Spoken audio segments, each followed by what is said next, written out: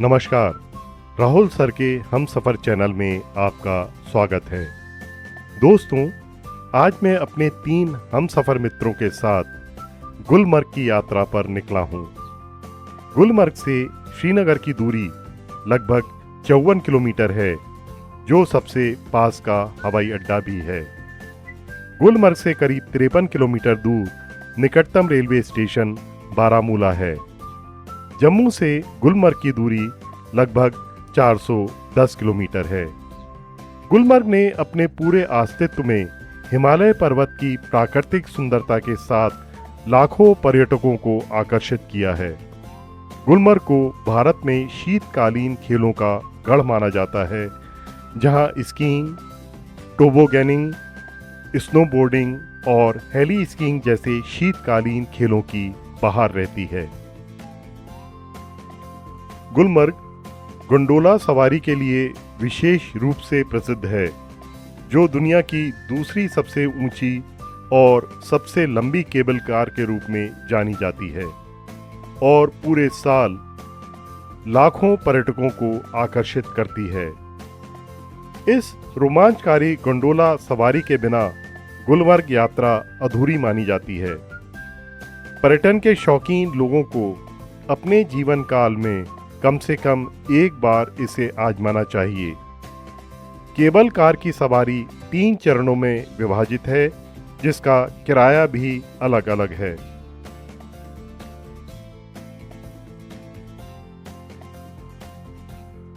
पहले चरण में गुलमर्ग से 3050 मीटर की ऊंचाई पर कोंगडोरी तक पहुंचते हैं, जिसका किराया लगभग 740 रुपये है।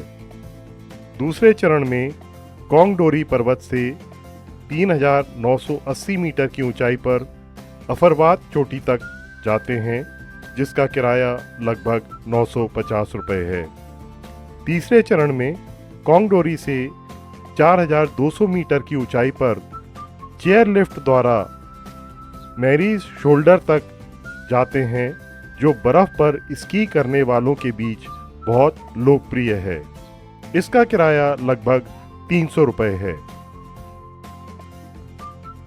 लंबी कतारों या किसी प्रकार की धोखाधड़ी से बचने के लिए और मनचाहे दिन और स्लॉट की बुकिंग के लिए गुलमर्ग गोंडोला की ऑफिशियल वेबसाइट पर ऑनलाइन टिकट खरीदना सबसे अच्छा रहता है।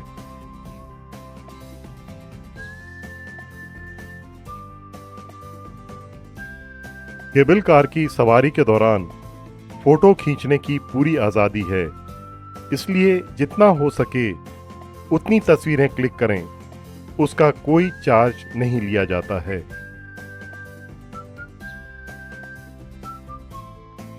सर्दियों के अलावा प्राकृतिक परिदृश्यों का एक खिला नज़ारा देखने के लिए आप गर्मियों में भी गोंडोला में जा सकते हैं।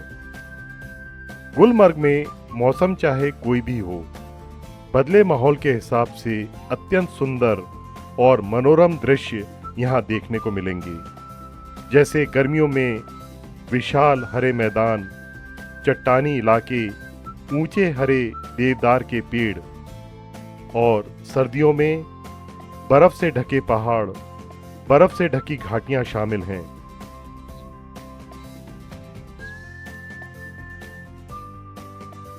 यह मनमोहक घाटी, जो कभी बर्फीले पहाड़ों के लुभावने दृश्यों के साथ और कभी हरे भरे घास के मैदानों के सुंदर परिदृश्यों से भरपूर रहती है, निश्चित रूप से अपनी अपार प्राकृतिक सुंदरता से आपका मन मोह लेगी।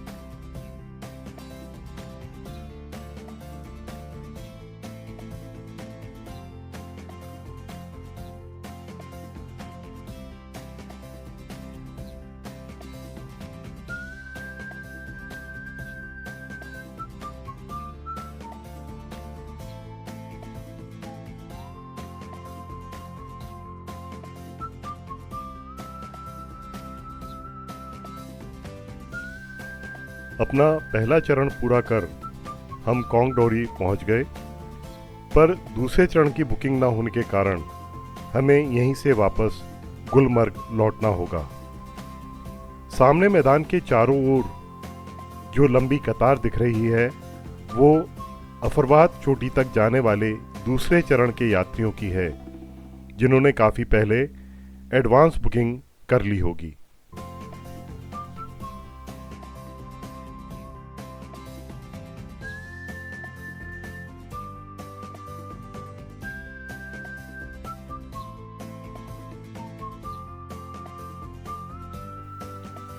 स्टेशन से निकलती हुई यह लाल केबल कार यात्रियों को दूसरे चरण के अंतर्गत 3,980 मीटर की ऊंचाई पर बादलों से ढकी अफरवाद चोटी तक ले जाएगी, जहां इस समय भी बर्फ का आनंद लिया जा सकेगा। काश हम भी दूसरे चरण की बुकिंग कर पाते। कोंगडोरी आने का सबसे अच्छा समय उन गतिविधियों से निर्धारित होता है जिसमें आपकी रुचि है। यदि आपको पहाड़ों या जंगलों में ट्रैकिंग, हाइकिंग या कैंपिंग का शौक है तो आपके लिए मई से सितंबर तक का समय अच्छा रहेगा, जब जलवायु गर्म होती है और यह मौसम लंबी पैदल यात्रा के लिए सुविधाजनक रहता है। सर्दियों में नवंबर से फरवरी तक भारी बर्फबारी से ये सारा इलाका बर्फ की मोटी चादर से ढक जाता है और यह समय बर्फ के खेल और स्कीइंग का शौक रखने वालों के लिए वरदान होता है। इसके अतिरिक्त सर्दियों का मौसम एकांत प्रेमियों के लिए अधिक आरामदायक हो जाता है, क्योंकि यहाँ आने वाले लोगों की संख्या आमतौर पर कम हो जाती है।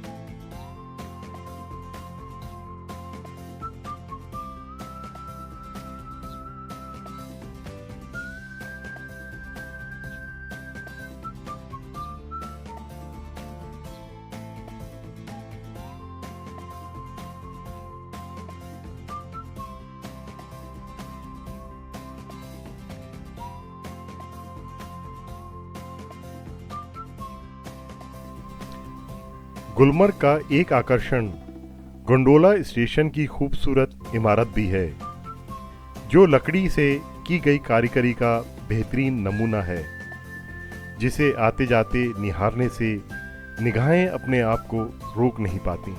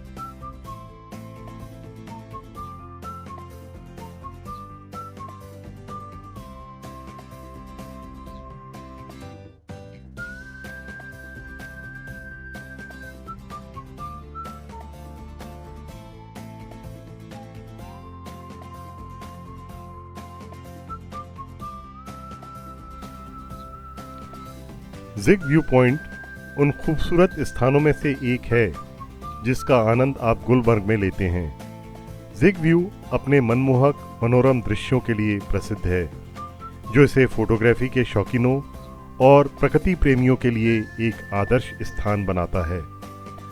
पर्यटकों का स्वागत हरी भरी घाटियों और बर्फ से ढकी चोटियों के व्यापक दृश्यों के साथ किया जाता है, जो अविस्मरणीय होता है।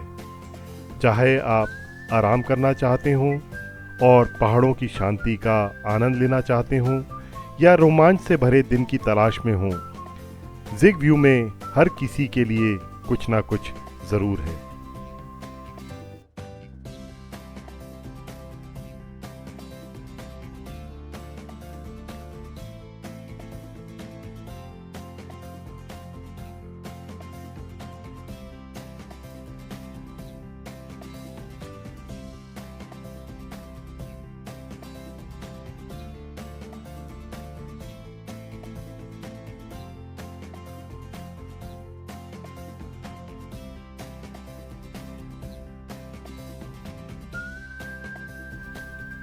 इसके अलावा गुलमर्ग में Maharani Mandir, Saint Mary's Church, Igloo Cafe, Boota Pathri, Drung waterfall, children's park, golf course, strawberry valley, frozen lake, Alpather lake जैसे घूमने के अनेक आकर्षक स्थान हैं। किंतु हम लोग चूंकि अपनी अमरनाथ यात्रा के बाद ट्रेन से वापसी के दिन के बीच का जो समय मिला उसमें घूमने फिरने निकल पड़े थे, इसलिए जितना मिला वही पर्याप्त है। यहाँ मिली जानकारी के आधार पर अगली बार पूरा समय लेकर यहाँ का पूरा आनंद उठाने आएंगे। अब आपसे विदा लेते हैं इस निवेदन के साथ कि आप मेरे इस चैनल को लाइक, शेयर और सब्सक्राइब ज़रूर करेंगे। फिर मिलेंगे अगले किसी सफ़र पर, बनकर राहुल सर के हम सफ़र। नमस्कार।